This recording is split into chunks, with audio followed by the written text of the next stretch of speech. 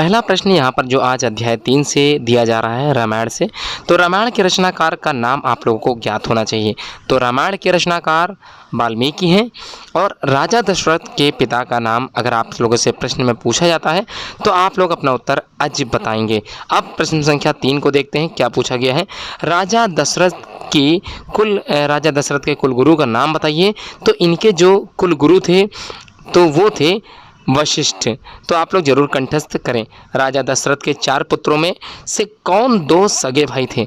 तो 4 पुत्रों में से कौन 2 सगे भाई थे ये आप लोगों को बताना है। मतलब एक ही माता के पुत्र थे, वो आपको ज्ञात होना चाहिए। तो राजा दशरथ के 4 पुत्रों में से राम, लक्ष्मण, भरत, शत्रुघ्न, इन चारों में से कौन 2 एक ही माता के पुत्र थे। तो उनका नाम था लक्ष्मण व शत्रुघ्न। अब बात करते हैं हम लोग अगले प्रश्न की। राजा दशरथ ने पुत्र प्राप्ति के लिए कौन सा यज्ञ किया था। तो राजा दशरथ ने पुत्र की प्राप्ति हेतु जो यज्ञ किया था उस यज्ञ का नाम है पुत्रेष्टि यज्ञ। अगला जो प्रश्न है प्रश्न संख्या 6, किसके कहने पर कैकेयी ने राम को वनवास दिलाया था। तो आप लोगों को ज्ञात होगा राम को वनवास हुआ था 14 वर्ष का वनवास, जो कि उन्होंने अपनी पत्नी और भाई लक्ष्मण के साथ पूरा बिताया था। तो किसके कहने पर ये कार्य हुआ था, कैकेयी ने किसके कहने पर राम को वनवास दिलाया था। तो वो जो है थी वो उनका नाम था मंथरा, जो कि दासी थी। आगे देखते हैं प्रश्न संख्या 7, सीता की जन्मदात्री का नाम बताओ। तो सीता को जन्म देने वाली उनकी जो जन्मदात्री थी उनका नाम है पृथ्वी। तो पृथ्वी से ही सीता का उद्गम हुआ था। अर्थात आप लोगों को ज्ञात होगा कि जनकपुर में जो जनक राजा थे, इन्हीं के माध्यम से जो है हल चलाते हुए जो खेत था उसी में एक मटका मिला था, जिस मटके से इनका जो है जन्म हुआ था। ऐसा माना जाता है कि जन्मदात्री जो कि पृथ्वी थी, ये आप लोगों को अच्छे से तैयार कर लेना है। सीता जो नाम है इसका शाब्दिक अर्थ क्या है। तो सीता जो नाम है इसका हल की नोक है। अर्थात हल की नोक से स्पष्ट होता है कि हल की नोक की जो चोट थी जिससे पृथ्वी माता के द्वारा जन्मदात्री जो कही जाती हैं उसी से यहाँ पर सीता जी का जन्म हुआ था। तो सीता का शाब्दिक अर्थ हल की नोक है। वैदेही जानकी किसे कहा जाता है। तो वैदेही जानकी जिसे कहा जाता है उनका नाम है सीता। सौमित्र के नाम से किसे जाना जाता है। सौमित्र के नाम से जाने जाने वाले लक्ष्मण जी हैं। अगला जो प्रश्न 11 है, कौन से ऋषि अपना यज्ञ पूर्ण करने हेतु राम लक्ष्मण को अपने साथ ले गए थे।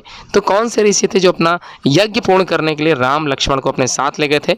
उन गुरु का नाम था विश्वामित्र।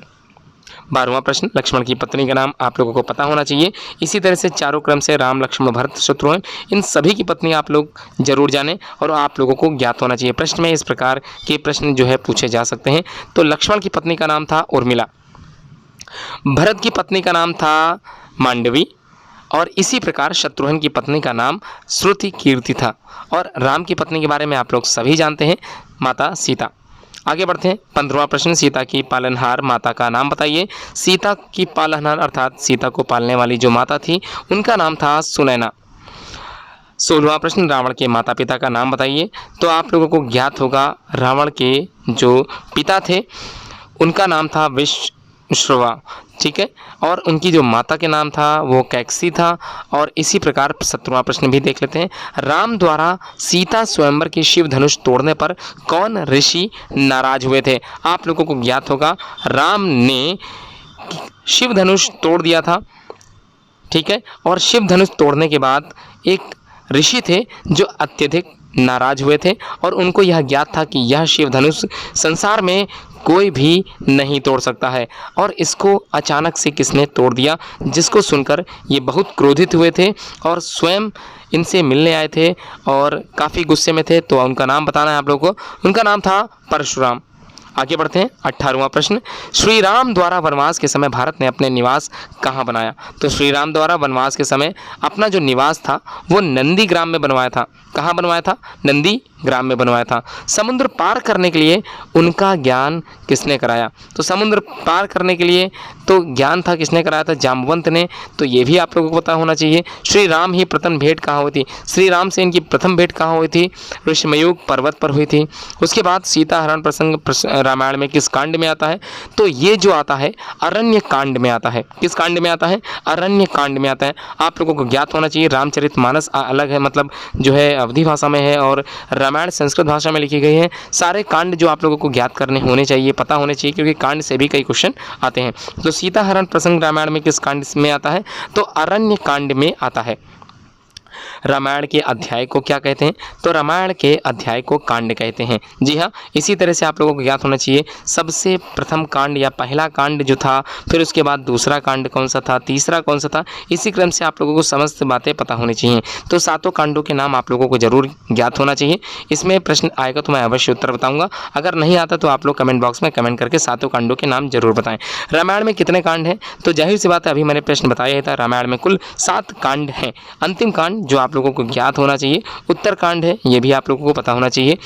गंगा किस तपस्या से, कौन सी तपस्या करने के बाद गंगा जी धरती पर आई थी? तो भगीरथ जो थे, इनके द्वारा ही गंगा जी धरती पर आई थी। लव कुश का जन्म किस ऋषि के आश्रम में हुआ था? तो लव कुश जो कि राम जी के पुत्र थे, इनका जन्म किस आश्रम में हुआ था? इनका जन्म वाल्मीकि आश्रम में हुआ था। इसीलिए आप लोग जानते ही हैं वाल्मीकि द्वारा वाल्मीकि द्वारा रामायण लिखी गई। आगे बढ़ते हैं। 26वां प्रश्न, लंका की वह महान पतिव्रता नारी कौन थी जिसे सही कहा गया है? ऐसा कुछ होना नहीं चाहिए। तो सुलोचना थी, उसे सही कहा गया है, वो पतिव्रता नारी थी। ठीक है, आगे बढ़ते हैं। बलराज कहाँ के शासक है? देखिए, ये थोड़ा सा प्रश्न लिखते समय, टाइप होते समय गलत हो गया, माफ़ कीजिएगा। तो ये जो प्रश्न होगा, मैं देख लेता हूँ इसके किशकिंधा। तो ये जो प्रश्न है, ये जो आएगा, बाली कहाँ के शासक थे, ये प्रश्न हो सकता है। ठीक है, आप लोग ध्यान से समझ लीजिए, बाली कहाँ के शासक थे? किष्किंधा नरेश आप लोगों को ज्ञात होना चाहिए। उसके बाद राजा जनक के गुरु पुरोहित का नाम बताइए। तो सदानंद, राजा जनक के गुरु पुरोहित का नाम था सदानंद। आगे बढ़ते हैं, अगले प्रश्न पे चलते हैं। 29वां प्रश्न है, राजा जनक के दरबार में याज्ञवल्क्य के साथ साथ शस्त्र करने वाले विदुषी कौन थे का नाम बताना है। विदुषी मतलब महिला ही कोई होंगी, तो उन महिला का नाम था गार्गी। तो राजा जनक के दरबार में याज्ञवल्क्य के साथ शस्त्र करने वाले शास्त्र करने वाली विदुषी महिला जो थी, उनका नाम था गार्गी। रावण ने सीता को हरण लंका में किस स्थान पर रखा? हरण करके मतलब उनको कैद करके लंका में किस स्थान पर रखा? तो अशोक वाटिका में रावण ने सीता को रखा था। आगे बढ़ते हैं। 31वां प्रश्न, रावण की लंका किस पर्वत पर स्थित थी? तो रावण की जो लंका थी वो त्रिकूट पर्वत पर स्थित थी।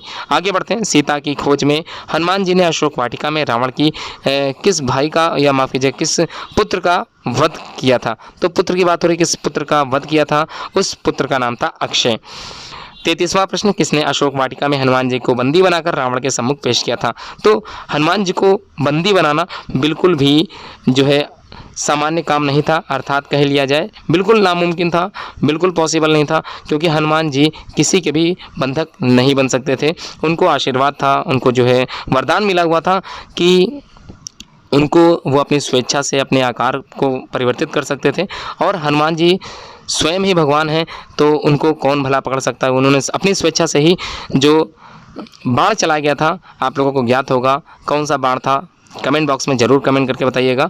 तो जो बाण था उसको इन्होंने जो है सम्मानपूर्वक सम्मान दिया था, जिस प्रकार इन्होंने अपने आप को स्वयं को बंदी बनवाया था।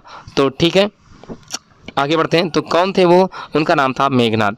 ठीक है, आगे बढ़ते हैं। 34वां प्रश्न क्या है? सीता हरण के समय रावण के साथ किस पक्षी राज की लड़ाई हुई थी? आप लोगों को ज्ञात होना चाहिए। एक पक्षी राज थे जिन्होंने रावण के वायुयान को रोकने का पूरी तरह से प्रयास किया था, किंतु प्रयास रहित वो प्रयास था। हालांकि वो बचाने में सफल नहीं हुए थे, सीता हरण हो गई थी। तो उस समय रावण के साथ किस पक्षी राज की लड़ाई हुई थी? तो उसका नाम था जटायु। राजा दशरथ की रानी के 2 पुत्र थे। किस रानी के 2 पुत्र थे? तो अभी आप लोगों ने जानकारी प्राप्त की ही थी कि एक रानी जिसके 2 पुत्र थे, लक्ष्मण और क्या था, याद करके कमेंट बॉक्स में ज़रूर बताएं अगर आपको याद है। तो उनका नाम था सुमित्रा। रामायण में श्लोकों की संख्या कितनी है? तो अगर बात करें रामायण की तो श्लोकों की संख्या हो गई 24,000। याद कर लीजिए 24,000 रामायण में कुल श्लोकों की संख्या है। आगे देखते हैं 37वां प्रश्न, किसके कहने पर राम ने सीता को घर से निकाल दिया था? देखिए निकाली बिल्कुल नहीं गई थी सीता, आप लोगों के मन में एक गलत भावनाएं बन गई हैं। तो सीता को निकालने वाला कोई नहीं था, स्वयं सीता ने ही इस प्रकार से जो है व्यवस्था की थी। तो उनको निकालने वाला कोई भी नहीं था। किसके कहने पर राम ने सीता को घर से निकाला था? उनका कहने का जो तात्पर्य है वो धोबी था। यहाँ पर धोबी के कहने पर या फिर कह लें वहाँ की जो जनता थी उनके कहने पर राम ने सीता को घर से निकाल दिया था। लक्ष्मण को राम के साथ वन गमन करने के लिए किसने प्रेरित किया था? तो लक्ष्मण को राम के साथ वन गमन करने के लिए अर्थात वनवास जाने के लिए किसने प्रेरित किया था? वे स्वयं उनकी माता सुमित्रा थी। तो सुमित्रा ने स्वयं लक्ष्मण को राम के साथ वन भेजा था। आगे देखते हैं राजा दशरथ को किसने श्राप दिया था? तो राजा दशरथ जो कि शब्द भेदी बाण चलाना जानते थे, उन्होंने गलती से श्रवण को बाण से मार दिया था, जिसका उन्हें पछतावा भी था, किंतु पछतावा बाद में था, उनको श्राप पहले मिल गया था। श्रवण कुमार के माता पिता ने उन्हें श्राप दिया था। दशरथ किस राजवंश के थे? तो दशरथ उसी राजवंश के थे जिस राजवंश के राम थे, तो इक्ष्वाकु वंश के थे। इसको भी जरूर याद करके जाएं। श्री राम और लक्ष्मण ने दंडक वन में रावण की किन दो शक्तिशाली अनुच्छेदों का वध कर दिया था? तो खर और दूषण का वध इन्होंने ही किया था। भगवान राम ने ब्रह्म हत्या का प्रायश्चित किस स्थान पर किया था? तो माफ कीजिएगा, ये यहाँ पर जो है भगवान राम ने ब्रह्म हत्या नहीं होगा, प्रायश्चित किस स्थान पर किया था? रामेश्वरम है। नहीं बिल्कुल सही है, ठीक है, आप लोग रामेश्वरम ही लिखें। वनवास से लौटकर भगवान राम ने प्रथम प्रणाम किसे किया था? तो प्रथम प्रणाम किसे किया था? कैकेयी को किया था। भरत के बाण से हनुमान की घायल होने की प्रसंग रामचरितमानस के किस कांड में है? तो देखिए रामचरितमानस की बात हो रही है, तो लंका कांड में ये कथन कहा गया है। राम राज्याभिषेक का प्रसंग रामचरितमानस के किस कांड में है? तो उत्तर कांड में राम राज्याभिषेक का जो है प्रसंग दिया गया है। रामायण में सुंदरकांड किसका कार्य पर आधारित है? किसकी कार्य अवधि पर आधारित है? किसके कार्य पर आधारित है? तो सुंदरकांड भगवान हनुमान जी की जो है कार्य पर आधारित है। उन्होंने क्या क्या कार्य किया, तो ये सुंदरकांड में आप लोगों को देखने के लिए मिल सकता है। निषाद राज कहाँ के राजा थे? तो श्रृंगवेरपुर के राजा थे निषाद राज। वाल्मीकि ने अपना प्रथम श्लोक इस घटना से व्यवस्थित होकर किया, व्यथित माफ कीजिएगा, इस घटना से व्यथित होकर किया, तो शिकारी द्वारा एक क्रोच पक्षी की हत्या पर। अगला है 49वां प्रश्न, वाल्मीकि को रामायण लिखने के लिए प्रेरणा किसने दी थी? तो ये अभी आप लोग जान चुके हैं, ब्रह्मा जी द्वारा उन्हें प्रेरणा मिली थी, जिसके बाद उन्होंने रामायण को लिखना प्रारंभ किया।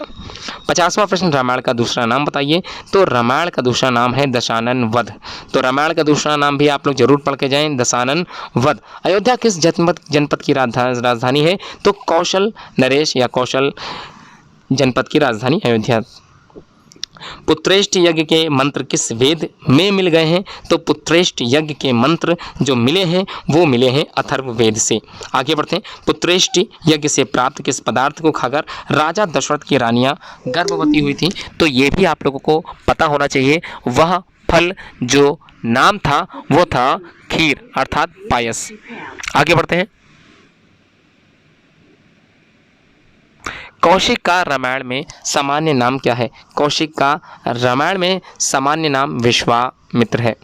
जाह्नवी किस नदी का नाम है? तो जाह्नवी का जो नाम है ये पर्यायवाची है, जो कि गंगा से मिलता जुलता है, अर्थात जाह्नवी जिस नदी का नाम है उस नदी का नाम है गंगा। महर्षि गौतम की पत्नी का नाम बताना है आप लोगों को। तो महर्षि गौतम की पत्नी का नाम है अहिल्या। आगे बढ़ते हैं। राजा जनक के भाई कुशध्वज कहाँ के राजा थे? तो कुशध्वज जो राजा थे वो शंकाश्या नगरी के, माफ कीजिएगा, सांकाश्या नगरी के राजा थे। अयोध्या के प्रथम राजा इक्ष्वाकु के पिता का नाम बताना है। तो उनका नाम था मनु। गंगा नदी को पृथ्वी पर लाने वाले भगीरथ के पिता का नाम क्या था? तो उनका नाम था राजा दिलीप। कैकेयी के पिता का नाम बताना है। तो उनके पिता का नाम कैकेयादेश के राजा अश्वपति थे। परशुराम के माता पिता का नाम बताइए। तो परशुराम के माता पिता रेणुका और जमदग्नि थे। मुनिवर भारद्वाज का आश्रम कहाँ पर स्थित है? तो मुनिवर भारद्वाज का आश्रम प्रयाग में स्थित है। मुनिवर भारद्वाज ने वनवास के समय राम को कहाँ बसने का परामर्श दिया था? तो उन्होंने चित्रकूट पर्वत पर परामर्श दिया था। चित्रकूट में पर्णकुटी में प्रवेश करने से पूर्व राम ने कौन सा पूजन किया था? तो उन्होंने वास्तु शांति का पूजन किया था। अनुसुईया किस ऋषि की पत्नी थी? अनुसुईया अत्रि की पत्नी थी। और अंतिम प्रश्न, चित्रकूट के बाद राम किस वन में गए थे? तो वह वन का नाम था दंडकारण्य वन। उम्मीद करता हूँ आप लोगों को वीडियो पसंद आई होगी। इसी तरह की वीडियो और चैप्टर्स और मैं बताऊंगा। उम्मीद करता हूँ आप लोग इस चैनल को जो है सभी से शेयर ज़रूर करोगे। पूरी वीडियो देखने के लिए आप लोगों का बहुत बहुत धन्यवाद।